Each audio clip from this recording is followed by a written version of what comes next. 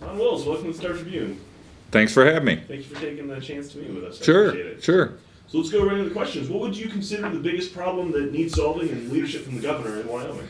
The federal government overreach that it manifests itself in literally tens of ways, where the federal government is basically slowly taking over more and more functions that have traditionally, historically, constitutionally been the prerogative of the state of Wyoming, from land use, wildlife management, water management, education, healthcare, on and on and on, and lots of little lesser things that the federal government is doing things, and it's a variety of things. Things is a rather inarticulate word, but it's gay marriage. I mean, you just go on and on. Social issues, the whole federal government state government relationship is completely skewed now. It's completely broken.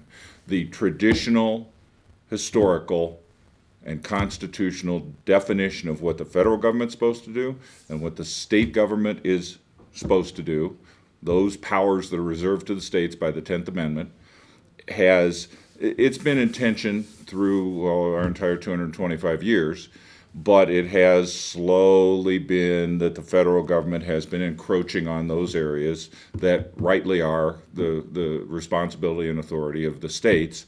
It's accelerated in the last 20 years. It's not a Democrat or Republican thing. Both Democrats and Republicans in Washington, D.C. have been guilty of it, including our delegation. And I feel that that's the most important issue that is not being addressed strongly enough by our current governor, and quite frankly, that's the reason I got into this race. The second most important issue is the overspending and the absolute extravagance of the state of Wyoming. We've got plenty of money to spend as a state. We have a balanced budget.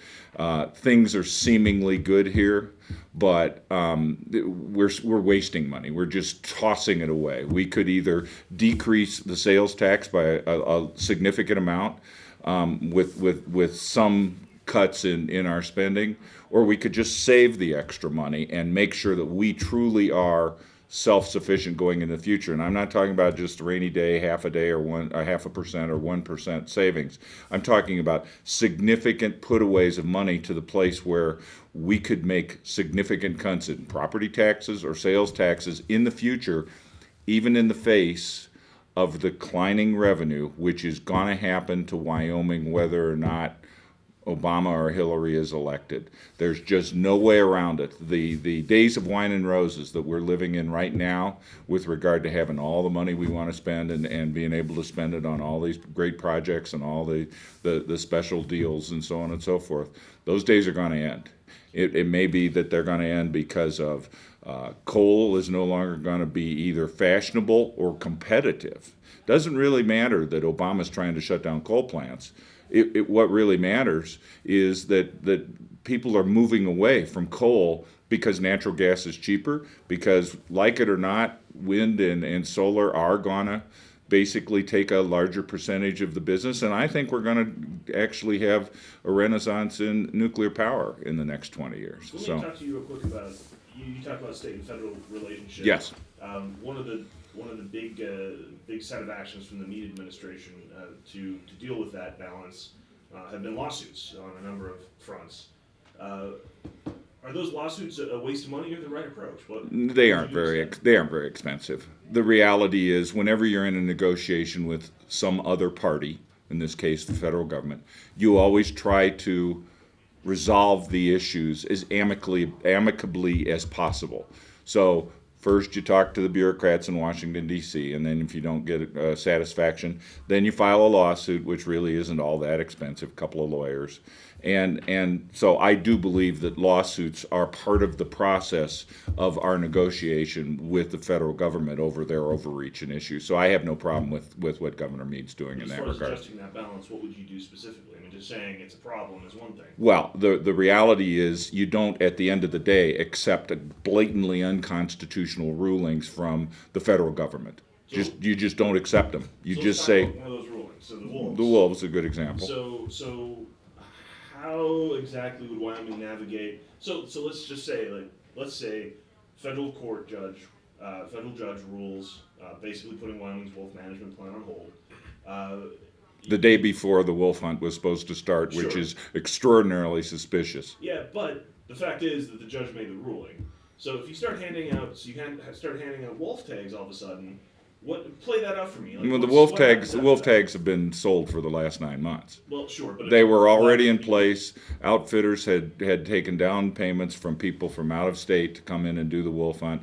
Wyoming residents had their wolf tags. They had their schedule all set. They wanted to be the first one in the areas because, wolf hunting is not is an art form. It isn't just something that you just go stand someplace and just wait around for it. Play out for me what happens. Play out what So you plays say for it? You're allowed to use The those. governor directs game and fish wardens to continue as if the black robe judge in Washington, D.C. had not spoken. And then what? And then probably the wolf hunt comes off and nobody is harmed and everything happens as if as it would have happened in the past. Federal government doesn't care. Environmental groups don't care. Well, the the federal judge government himself isn't doesn't care. the federal government isn't a entity. It doesn't think. Okay, it has arms and pieces and judges and game and fish people. The U.S. Fish and Wildlife Service was on our side in the pleadings against that judge's position. I don't think they would have done a thing. And if you say, oh well, they could have done something. The example, which I told Laura, your reporter, and she reported on very well in the Wolf article that you guys wrote. Colorado is defying the federal government 1,000 times over compared to our few wolves that are going to get shot. Okay? It is a federal crime, big time, 20 years in prison, federal crime, to grow commercial quantities of marijuana, to traffic in commercial quantities of marijuana. There are dozens, if not a few hundred, commercial shops in Colorado that are absolutely defying federal law. Do we have SWAT teams down there from the federal government and shutting these people down? Nope. So there is no guarantee that some bad thing's going to happen to our wolf hunters. Quite frankly, I don't think Obama would be up for the optics of it. I think he'd let it take place. So what other federal laws would you like Wyoming to flout? Wyoming has the gay marriage law. Wyoming has a law in the books that says marriage is between a man and a woman. Whether you agree that that's a correct or legitimate law, meaning that it's the value of that law or not, it's a law. The governor has to uphold that law, period. Marriage isn't the province of the federal government. Where in the Constitution does it talk about marriage as the province of the federal government? It doesn't. There's no justification for almost everything that the federal government does to Wyoming. Interestingly, this is in the weeds, but it's to the heart of the matter. And what the weeds that I'm going to talk about are the supremacy clause of the Constitution. There's a section of the Constitution that basically says the laws made by the federal government in pursuance of this Constitution are supreme. Now, what does that phrase mean? The key phrase there is in pursuant of this Constitution. Does that mean that any federal law made by the legislature or by a regulator, whatever, trumps any state law, period?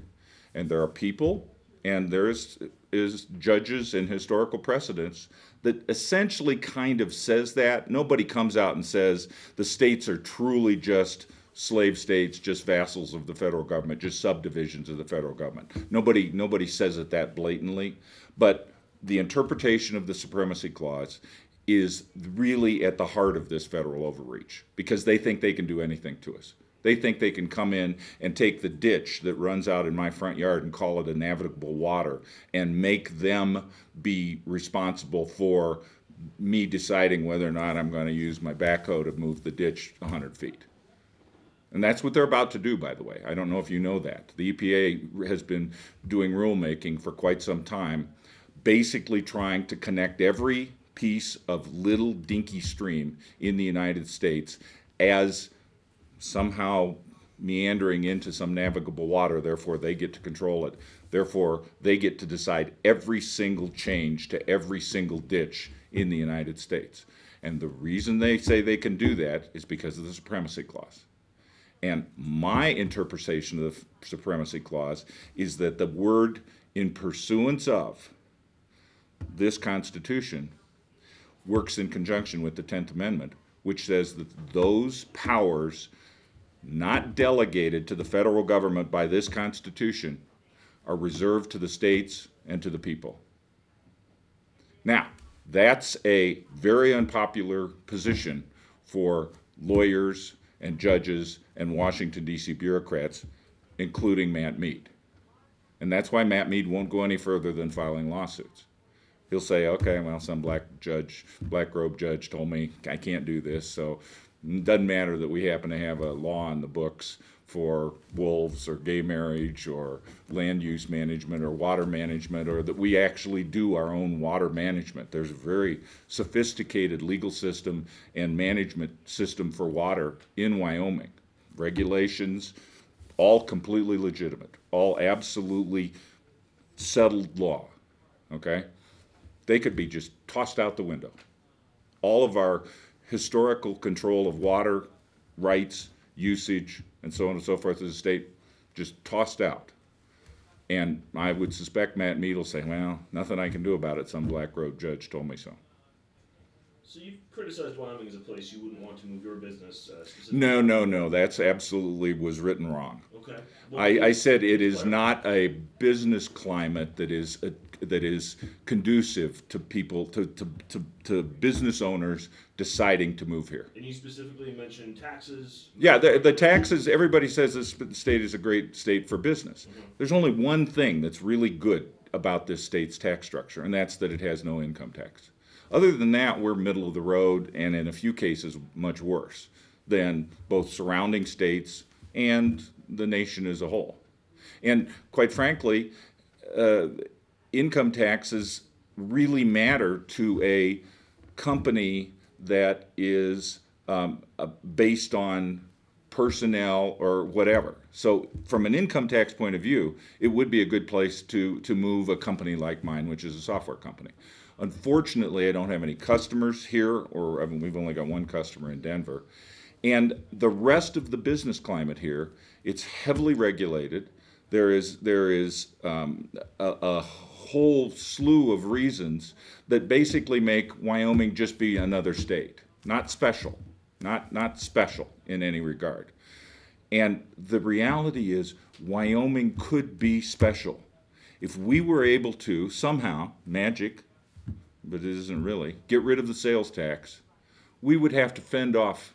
We could get rid of the Wyoming Business Council, and we would have to fend off companies moving here because they had no sales tax and no income tax. And that dual attractiveness, all of a sudden we aren't just your average normal state. We would be really, really attractive without having to do any subsidies, any favoritism, any choosing of winners and losers, anything whatsoever. So you have companies, you have offices in Illinois and California, among others. If I could get out of taxation and regulation, if I could get out of both of those, I'd get out in a heartbeat. The history is Illinois is where I grew up and where the company was founded. I truly tried to move my company to Denver, and I got pushback from my 80 employees. They didn't want to move. So I said, okay, here's the scoop. All of our growth in the future is going to be in Austin, Texas, because Austin, Texas has a labor pool, a regulatory climate, and no income tax that is conducive to growth of my company, okay? And so that's where all my growth is going. I'd get out of California in a heartbeat. Unfortunately, most of our customers are in California. And it turns out that the way the S corporation taxes work, even if I move my employees out of there, I'd still have to pay the state taxes to California. So I'm not a manufacturing company where the decision making is made based more on taxes and regulations. For example, Microsoft.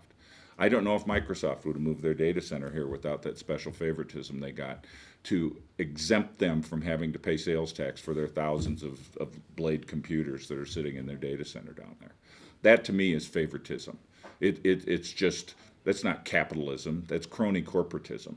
That's no different than Obama giving money to Solyndra, Wyoming giving money to Microsoft through tax exemptions that don't apply to my little company for my little home office and so on and so forth. So let's go back to your point.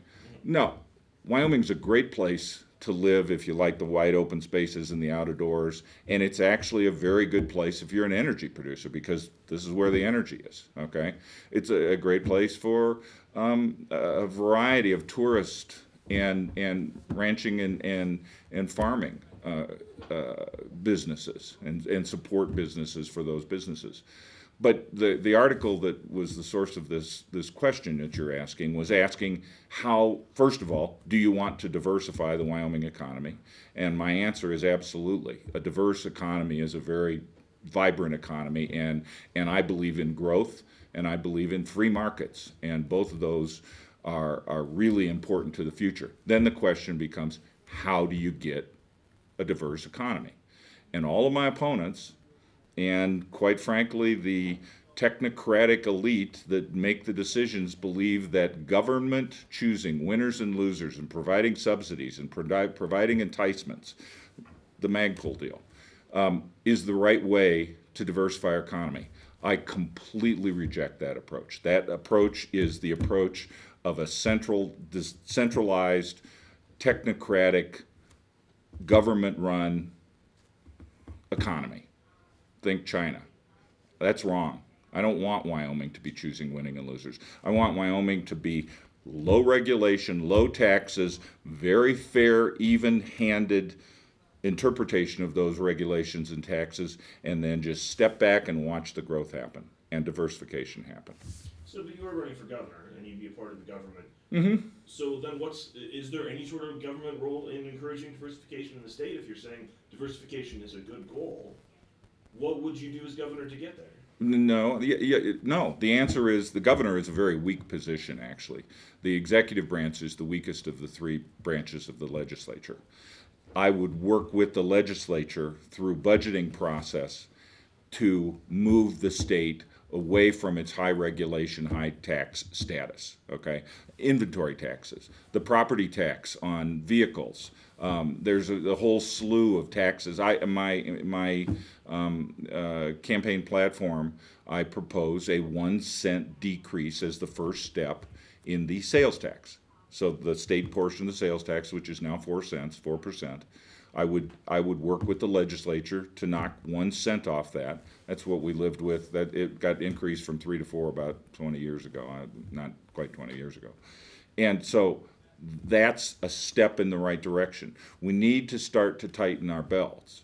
And there's two reasons we need to tighten our belts. One, to get to this better, more conducive environment where we have lower taxes, less regulation, so on and so forth. But second, because revenue to the state of Wyoming without change is going to go down anyway. I just saw the West Texas crude close today below $85 a barrel. I don't know what Craig's assumptions are on what the revenue stream is going to be, but that's going to affect Wyoming revenues. Okay. So we drop sales taxes. So let's say we drop sales taxes in a magic world. That we don't have right now. Microsoft would have come. Microsoft and 20 other data centers would have showed up. Not just Microsoft. The only data center that we really attracted from the outside was Microsoft, because of that. They have a certain volume that the standard was made that you had to buy $1 million worth of computers to get the tax exemption for. With the sales tax gone, I can't tell you who'd move here. All I can tell you is there's only one other state in the country that has no income tax on people and no sales tax, and that's in New Hampshire. And New Hampshire has probably the most vibrant economy, meaning not saying growth level or whatever, vibrant, meaning most diversified. It is the shining star in the cesspool that is New England of statist, socialist-run states. From New York to New Jersey to Massachusetts, those places are nothing more than command economies in their most basic form. And New Hampshire has no sales tax and no income tax. Now their property tax is a little high. They're one of the higher property taxes in the country, but they've got companies moving there left and right. very vibrant economy, very diverse economy. And that's what I would love to see Wyoming turn into. So what regulations or state regulations are so high that they're keeping businesses out? Oh, it's rampant. Name a specific example. Ethernet cables. Okay. You know, you want to put some Ethernet cables between two little offices, let's say you get a little office, just do it yourself, right? You just broke a state law. The state law says that all low voltage cabling in this state must be installed by a licensed electrician. Now think about that. We're talking about Ethernet. We're talking about doorbell cables, okay? Must be installed by a licensed electrician. That's just one. There's on and on and on. The regulation in this state is just astounding. I was blown away. I live in Laramie County because the county planners have taken over Laramie County. I wanted to build just a little greenhouse. Nothing special, wouldn't even have electricity in it. Just basically a shell with, you know, glass on the outside. If it was going to be bigger than 10 by 12, I needed to get a state engineer to engineer the foundation. I needed to submit blueprint. I was going to build this thing myself with some bricks as my foundation. They could have come out and told me to tear that thing down. There are places in this country where you don't even have to get a building permit if you're making a habitable home. Okay? Now, I'm not promoting that, but the regulation, and it's at the state level and it's at the county level. The number of permits required, we have an extraordinarily top-heavy government here. I don't know if you know this, Wyoming Liberty Group has done a study. Wyoming has either the second or third most public sector employees as a ratio of private sector employees. I think New Mexico is the only one that's worth. Think about it. More than 20% of the employees in the state of Wyoming are public sector employees. Well, they have to have something to do. And actually, they do it pretty well. It's a very well-paid and highly educated bunch of bureaucrats, okay? I came here and I needed to move one of my corporate entities to Wyoming and stuff, and so I made a call to the Secretary of State's office, the corporations division there. And I said, you know, I need to merge these two corporations, and I know the paperwork, and I've got a lawyer. What do I need to do? Who do I need to talk to? She says, well, what do you need to do? And I spelled it out. She says, well, why don't you just come on in? I'm up at the front desk. I'll take care of that for you. And so it was a normal corporate merger process. Wow, that would have taken weeks in many other states, Illinois, California, whatever, okay? So I'm not complaining about the bureaucrats. They're very, very competent in this state. We just have too many of them and too many rules and too many regulations. Well, so let me, and this will be my last question, what would be the first three things that you do upon taking office? Well, the first thing that really needs to happen is engagement of the people of the state of Wyoming. People in Wyoming have no idea what their government's doing. None whatsoever. Most people think Cheyenne is this cesspool that just has to be, it's like a step, you know, brother that you don't want to even acknowledge exists. We need to make Wyoming government transparent. Now, Meade has talked about transparency. The legislature's talked about transparency. It's a throwaway word. But here is the concrete part of my recommendation for what we would accomplish. And actually, I'm not even sure I need legislative action to do this because they already created the centralized IT department to take care of this kind of stuff. I would make a public website that had every single payment, check payment, transfer of money payment, made by any agency of the state of Wyoming, completely detailed on the website within 24 hours of that check being cut or money transfer happening. And that level of transparency will have all sorts of people who, individuals, think tanks, whatever, they'll start analyzing, well, what's this in for? Okay, what's this for? And then the second thing I would do is to make every single contract made by the state of Wyoming, and I'm not sure where in the process, I'd like to get it actually in the proposal process, but at least at the execution process, also be on that website, so that the absolute details of the state of Wyoming are completely transparent. Absolutely transparent, so that your journalists can go dig around in it and anybody can go dig around in it. And we really see what goes on here, because the crony corporatism, the good old boy network, the favoritism in this state is as bad as in any other state. When I moved here 9 years ago, people, I moved here because I wanted to go hike the mountains. I retired from my business. I'm a software guy. I own a software company. And I thought I was moving to this state that was going to have a nice, clean, small, frugal government. I heard it was conservative, and I didn't really even think about getting involved in politics. And when I moved here, it was like deja vu. It was surprising to me how much control the good old boy network has here, and how little control the people had. It did really remind me of Illinois. And Illinois, where I was born, went to the University of Illinois and built my business, it was a great place to raise a family 25, 30 years ago, to build a business. There was a diverse economy, lots of employees looking for work, on and on and on. It's a horrible place now. It's 3 of its last governors have been in jail, including the last one before this one. His name was Blagojevich. Probably everybody knows him because of his big hair. That's not an exception. That's corruption. But it got to the place where he just did it blatantly. He was so accustomed to the corruption that he actually just said, "Well, I can sell Obama's Senate seat." He didn't even think it was weird. And then they indicted him for it. And that shows the culture of corruption that basically took over Illinois. Well, it isn't as bad here yet, but I see the rumblings of the same kind of backroom dealings, good old boy network, corporate cronyism, favoritism to the contractors and to all of the people. And I'm like a Paul Revere screaming down the street, "Hey guys, I know you guys think that Wyoming's this wonderful place. You don't want to turn into Colorado or California or Illinois, and there is inklings that you're on your way to doing that." And that's what I want to try to wake up the voters in this state, that if you don't stop it in its tracks, you're going to end up to be Colorado or worse. That's my question. Any other questions? Well, let me give you 2 minutes to summarize and closing statement, and Sure. Tell us why we should vote for you as opposed to. Okay, I get to practice the 2 minutes I'm going to do tonight. That's right. Yeah. You have to be a little tighter on the other answers, though. Yeah. Oh, I know. I have thought about that, and it's going to be a problem tonight.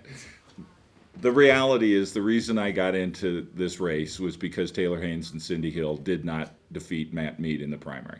They were 2 limited government alternatives for governor.